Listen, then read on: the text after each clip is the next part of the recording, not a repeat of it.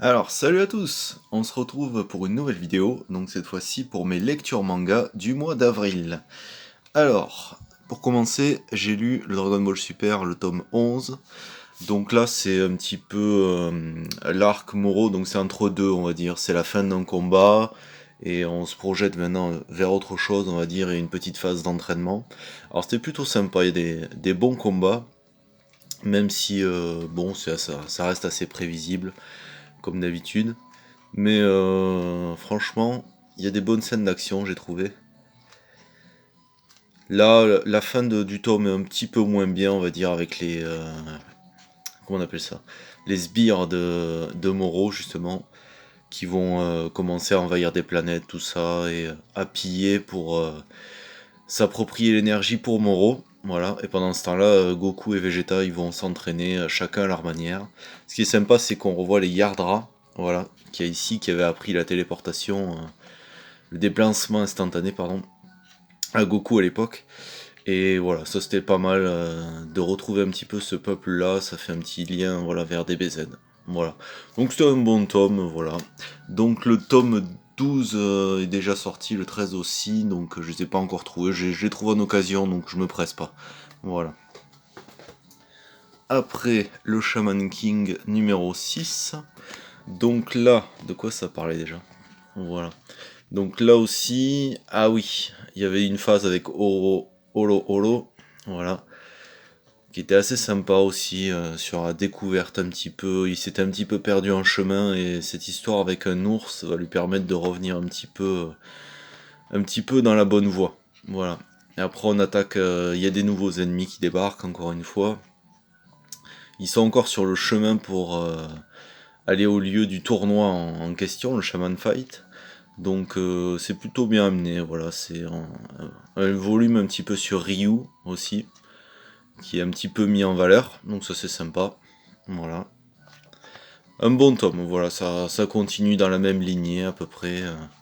C'est du shonen classique, hein, voilà. Progression, les ennemis qui deviennent petit à petit des amis aussi des fois. Donc voilà, je vous en dirai pas plus, je vous laisse découvrir si jamais vous n'avez pas encore lu. Après, alors là c'était grosse lecture, le tome 13 de Dead Tube, où on arrive à la conclusion d'un arc, je pense. Le prochain, à mon avis, on va sûrement passer à autre chose. Je vais pas vous montrer beaucoup parce que ça spoil, et en plus c'est ultra trash. Mais il y a un personnage qui revient, un personnage que je pensais mort, et un personnage que je pensais qui devait plus réapparaître, et finalement qui revient pour un bon rôle, donc ça c'était plutôt pas mal. Il y a de bons retournements de situation, je m'y attendais pas du tout, franchement. Très très bon tome, donc là j'ai franchement envie d'acheter le 14 très vite pour savoir qu'est-ce qui se passe. Voilà. Je vous en montre pas plus parce que vraiment tout est spoilant dans ce tome 13, et il y a beaucoup de violence, donc voilà. On va aller un petit peu plus dans la légèreté avec le tome 3 de Made in Heaven. Donc là, euh, du coup, on va explorer un petit peu plus le passé du mangaka. Donc là, pour ceux qui n'avaient pas vu ma vidéo, donc c'est sur un mangaka en fait qui dessine ce qu'il croit être ses rêves. En fait, c'est sa vie antérieure de moine quand il était dans un temple bouddhiste. Et du coup, il est tombé amoureux d'une femme, mais évidemment, c'est interdit pour les moines. Donc du coup, il va essayer de résister à la tentation, mais ça va pas se passer comme il veut. Voilà. Et donc dans ce tome 3, en fait, on va un petit peu explorer plus son ami qui est amoureux de lui, en fait. C'est pas vraiment son ami, c'est son amant, en fait, c'est ce qu'il voudrait être son amant. Et on va un petit peu en apprendre un peu plus. Et ça va être sympa, ouais. Franchement, il y a pas mal de... Un petit peu de progression. Bon, ça reste toujours dans la même veine, toujours dans le gag, toujours dans les quiproquos. Mais c'est assez drôle, franchement, c'est vraiment pas mal. Ça se lit assez vite. Et alors j'ai vu que le prochain tome justement allait enfin sortir. Il y avait eu du ralentissement. Donc du coup, le prochain tome, je crois que c'est pour le mois de mai d'ailleurs, justement fin mai. Voilà. Donc ça peut. J'ai hâte de savoir la suite aussi. J'en ai encore deux à lire. Mais ça se lit très très vite en une demi-heure seulement. Donc ça devrait être très rapide. Après. J'ai continué Gun, mais enfin parce que j'avais fait une grosse pause et du coup je me rappelais plus du tout ce qui s'était passé dans le tome 2. J'ai relu un peu pour me rappeler.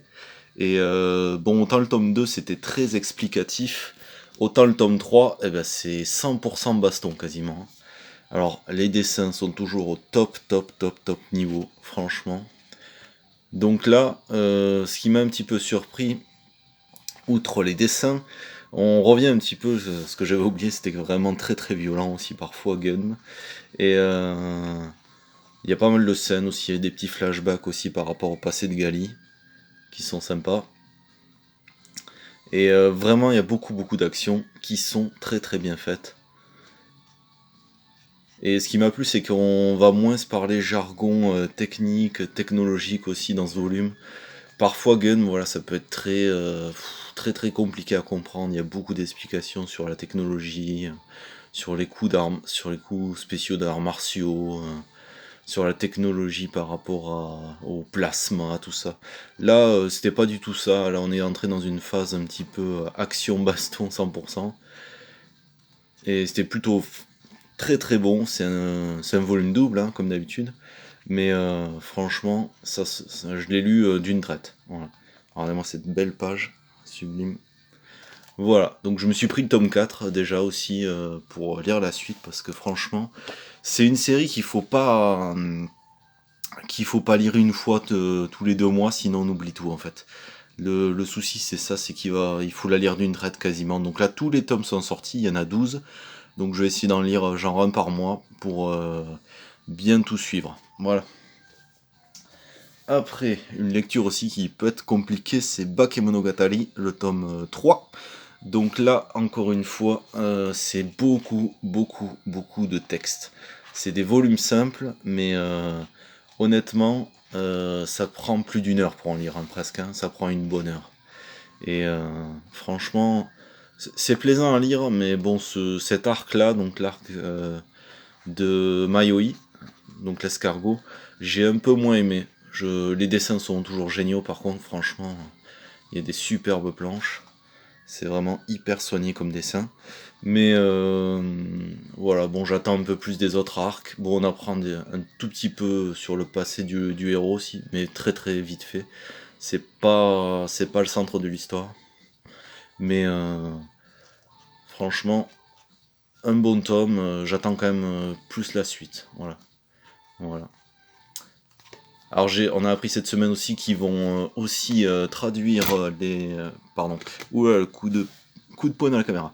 Les Nisei Monogatari qui vont aussi sortir en roman. Donc ça c'est sympa aussi, même si je pense pas les prendre parce que c'est sensiblement la même histoire. Mais bon, je pense pas que je vais prendre. Déjà le manga c'est déjà bien. Voilà.